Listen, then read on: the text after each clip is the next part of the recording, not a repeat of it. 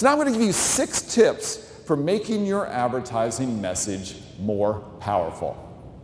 Number 1, know your competition. To effectively sell to the bride, you have to know your competition. And for many of you, your competition is not another company, it's inaction. If you're a wedding planner, your biggest competitor is not the other wedding planners, it's, I don't need a wedding planner. If you're a hair and makeup artist, your biggest competitor is not the other hair and makeup artist, it's, I do my own hair and makeup every day. Why do I need to pay somebody to do it for my wedding?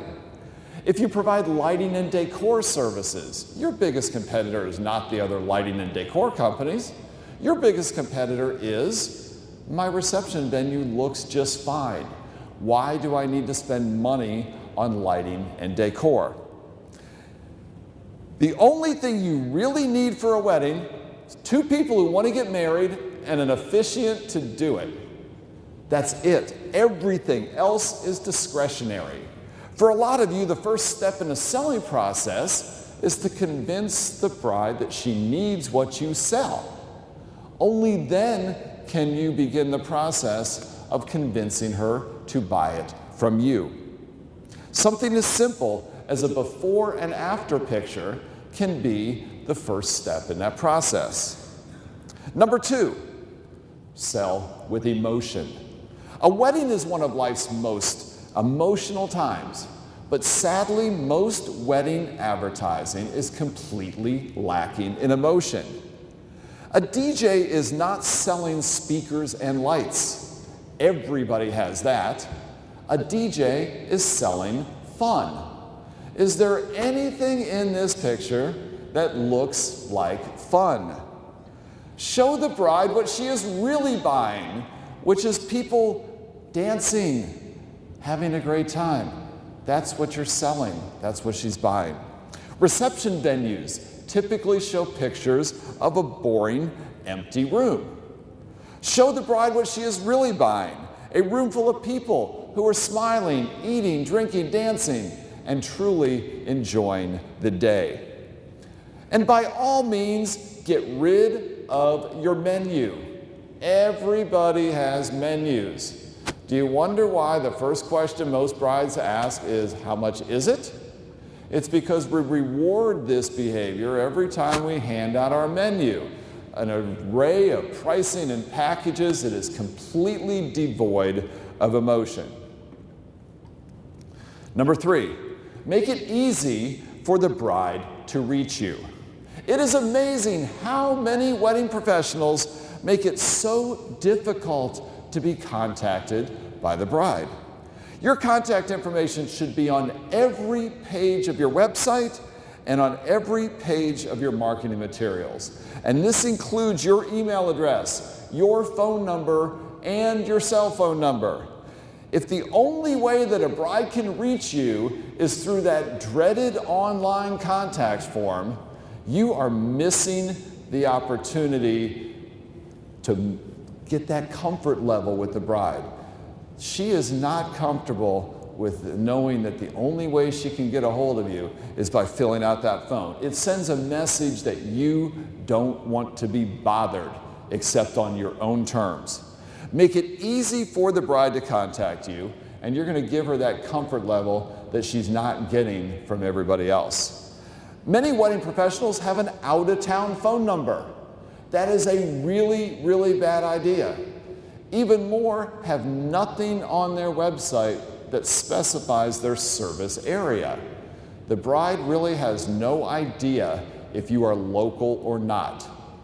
And worse yet, Google has no idea if you are local or not, and that is hurting your search engine rankings and ultimately costing you business. Number 4, find out why brides are buying from you. You might think that there are a dozen reasons why your company is great, but I promise you that only 2 or 3 of them really matter to your customers. Once you can figure out what those are, those reasons that are important to the people that buy from you are also going to be important to the people you're trying to sell to. Ask your brides, ask every one of your customers, as soon as you made the sale, look, I know you were talking to some other people, I'm happy that you chose us. Can I just ask you, what was your top reason for choosing us over everyone else you could have booked? 2 or 3 reasons are going to rise to the top. You're going to start hearing the same answers over and over. Figure out what those reasons are and then make those reasons the focus of your advertising. Don't list the dozen things you think are important. Just focus on those 2 or 3 hot buttons, the things that you've learned through your research that is causing people to buy. Once you learn what those things are, your advertising message can be cleaner, simpler, and much more effective. Make it your goal to use as little advertising copy as you can. I suggest that you start by deleting 50% of the text from your ads, your website, and your marketing materials. Your website and your marketing materials exist only as a means of enticing the bride to connect with you. Do not provide too much information up front. Leave some questions unanswered, and you will give the bride a reason to connect with you. Number 5, use fear as a motivator. With every decision she makes, the bride is thinking, is this decision going to ruin my wedding? What if my dress doesn't fit? What if my flowers are wilted? What if the pictures are blurry? Show the bride what could go wrong and how that won't happen if she chooses you. Wedding planners, how about using this advertising message? Half of the wedding vendors in this town are awesome, and half of them are mediocre.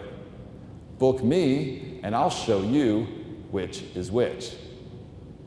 A little edgy, and nobody's going to do that. But it certainly beats the boring message that most wedding planners have is, we'll help you create the wedding of your dreams. Now here's an ad from a wedding planner that went way out of the box, but you know what? It worked really, really well because it captured the essence of what she is selling.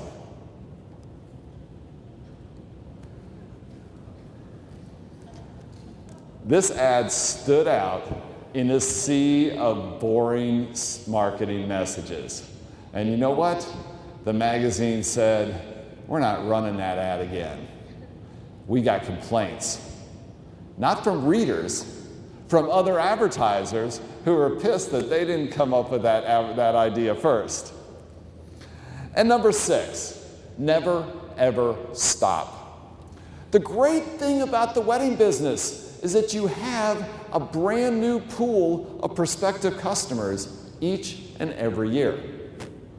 The bad thing about the wedding business is that you have a brand new pool of prospective customers each and every year. If you are selling to weddings, you can never, ever, ever stop marketing because every week people get engaged and move in, people get married and move out. It's a constantly changing target audience. You have to continually create awareness in the eyes of the newly engaged couple. It does not matter what you did last year. Your success in the months ahead is going to be completely dictated by the marketing that you are doing now. And don't be afraid to raise your prices to fund better marketing. You will never, ever regret that decision.